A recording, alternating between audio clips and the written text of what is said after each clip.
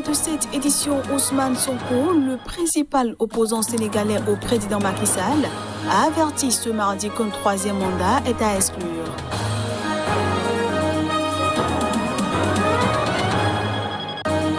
Le Niger a de nouveau été la cible d'attaques de djihadistes présumés qui ont fait plusieurs morts dans l'ouest du pays, près du Mali.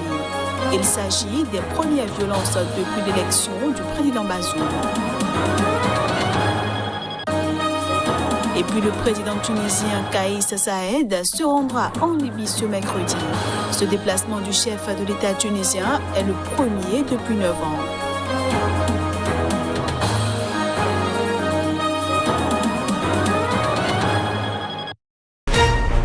Annonceurs, entrepreneurs, promoteurs et chefs d'entreprise, choisissez dès à présent votre meilleur partenaire média, Idéal Production. Idéal Production est basé à Cotonou au Bénin. Idéal Production, le partenaire exclusif de Sika TV en Afrique.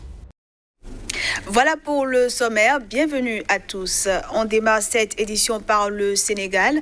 Concernant le débat sur le troisième mandat du président Macky Sall, le principal opposant Ousmane Sonko a averti qu'un troisième mandat est à exclure.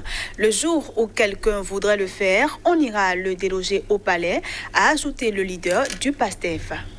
Libéré sous contrôle judiciaire pour une affaire de viol et menace de mort, le leader du PASTEF a rendu visite à son ami Khalifa Sall ce mardi. À l'issue de leur rencontre, Ousmane Sonko a, face à la presse, estimé que tout le monde devrait s'unir afin de défendre la démocratie sénégalaise. Tout le peuple sénégalais s'est levé comme un seul homme. Jamais de mémoire de Sénégalais on a vu cela. Mais toute la classe politique, les mouvements citoyens, la société civile s'est levée comme un seul homme pour dire que ça suffit. Mais ce mouvement, nous devons comprendre que ce n'est pas lié seulement à l'affaire Ousmane Sonko. C'est le condensé d'un ensemble de frustrations, de reflux et de rejet des méthodes de Macky Sall. Concernant le débat sur le troisième mandat du président Macky Sall, le candidat malheureux à la dernière présidentielle est formel.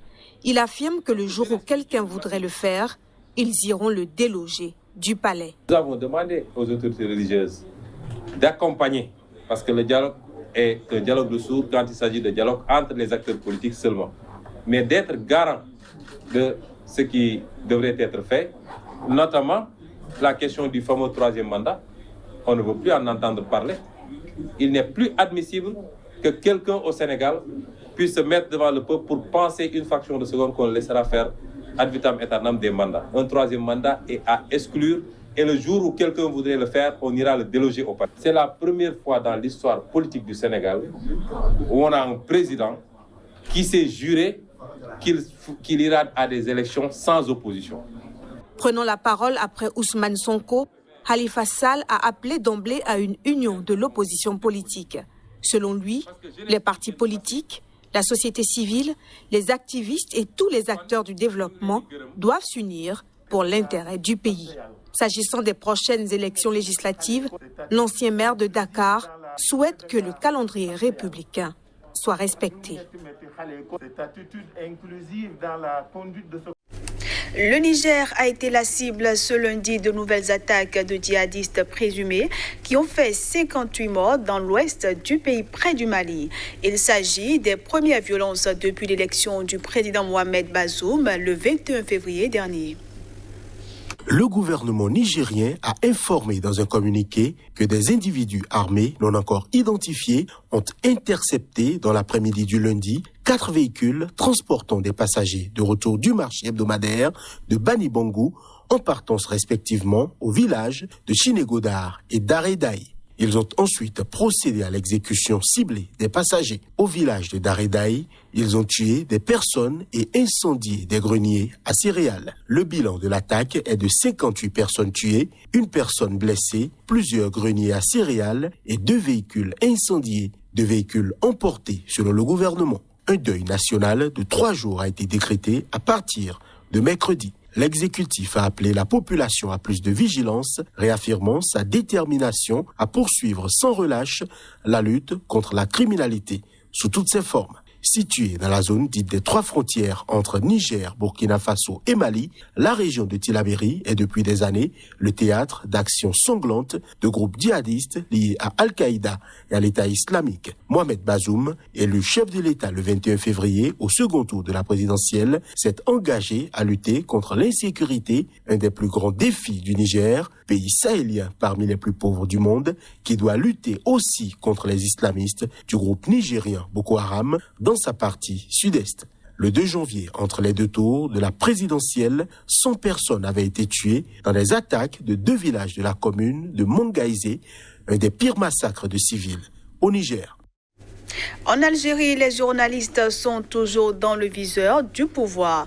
Le parquet a requis 18 mois de prison ferme contre un journaliste poursuivi pour diffamation. Reporters sans frontières dénonce un réquisitoire. Rédacteur en chef d'un site d'information arabophone, Abdelhakim Setouane est poursuivi pour diffamation, atteinte à la vie privée, chantage journalistique et publication d'informations malveillantes dans ce procès intenté par le ministère de la Communication. Il lui est reproché la publication d'un article dans lequel il révélait une relation extra-conjugale du président de la Chambre basse du Parlement d'après l'ONG. Le tribunal algérois de Sidi Mohamed a ainsi requis lundi une peine de 18 mois de prison ferme contre le journaliste en détention depuis le 20 octobre. Reporters sans frontières a dénoncé dans un communiqué un réquisitoire disproportionné et appelé à sa libération immédiate. Le verdict est attendu le 29 mars selon les médias locaux. Plusieurs journalistes ont été condamnés ces derniers mois par la justice algérienne, dont Khaled Drareni, correspondant de TV5 Monde et de Reporters sans frontières en Algérie. Dans un contexte politique assez instable, la liberté de l'information en Algérie demeure fortement menacée. Sous pression judiciaire, la presse peine à remplir sa mission, estime RSF.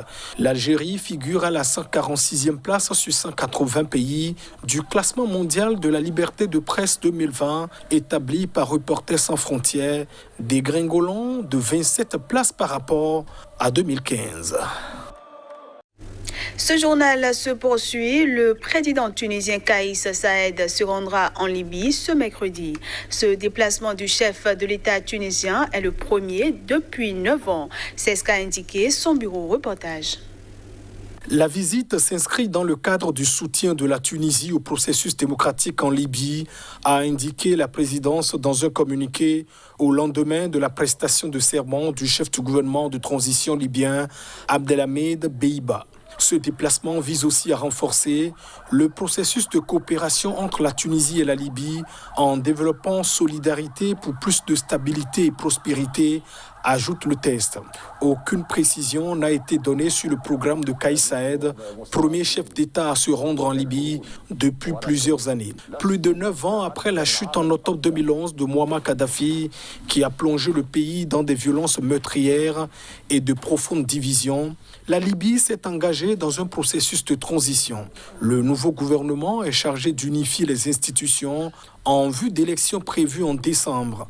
Tunis avait accueilli fin 2020 des délégués libyens sous l'égide de l'ONU qui ont élu en février Beiba ainsi que le Conseil présidentiel.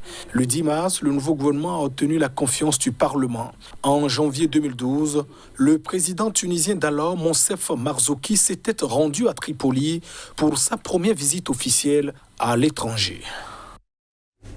Les prix à la consommation au Nigeria ont grimpé de plus de 17% en février, au plus haut taux depuis la dernière récession économique il y a 4 ans. Un tiers de la population active était au chômage fin 2020, selon le Bureau des statistiques. Le taux d'inflation enregistré en février était de 17,33% par rapport à l'année précédente, avant la crise économique engendrée par la pandémie, contre 16,47% en janvier, a déclaré mardi le Bureau national des statistiques NBS. L'augmentation des prix des denrées alimentaires est la première cause de cette forte augmentation, conséquence notamment d'une suspension des livraisons de viande et de certains produits du nord vers le sud du pays pour protester contre l'insécurité. Le blocus a depuis été levé. La chute des cours de la monnaie nationale a également engendré une importante hausse des prix des produits importés, ainsi que la congestion dans le port de Lagos, où transitent plus de 70% des commodités importées dans ce pays de 200 millions d'habitants. Le coût de l'électricité et de l'essence à la pompe a également fortement augmenté.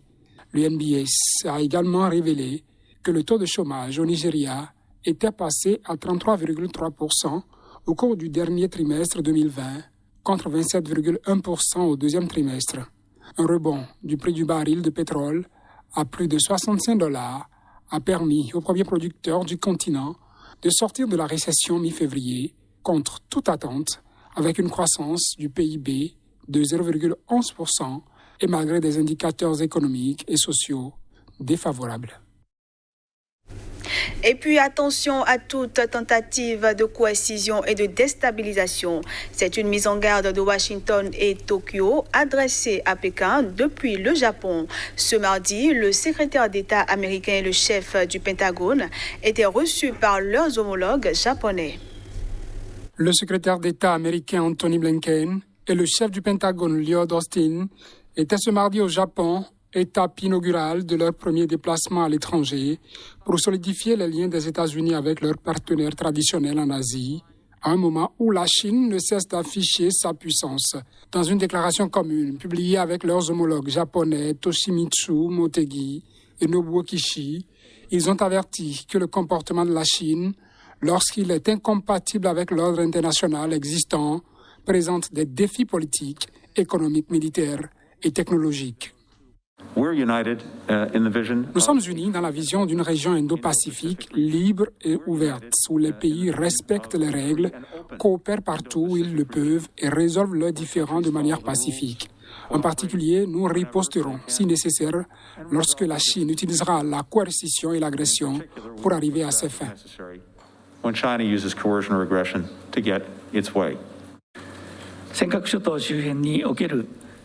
L'activité des gardes-côtes chinois autour des îles Senkaku constitue une violation manifeste du droit international. Lors de la réunion de +2, nous avons partagé notre profonde inquiétude concernant la loi sur les gardes-côtes. J'ai réaffirmé notre détermination à protéger le territoire japonais par tous les moyens. La partie américaine a reconfirmé son engagement envers la défense des îles Senkaku par notre pays. Depuis l'arrivée du démocrate Joe Biden à la Maison-Blanche fin janvier, le nouvel exécutif américain a insisté sur sa volonté de refonder les relations des États-Unis avec le reste du monde, spécialement avec leurs alliés traditionnels, en rupture avec les tumultes de l'ère Trump. Et voilà, mesdames, messieurs, ce sera tout pour cette édition que je vous remercie d'avoir suivi.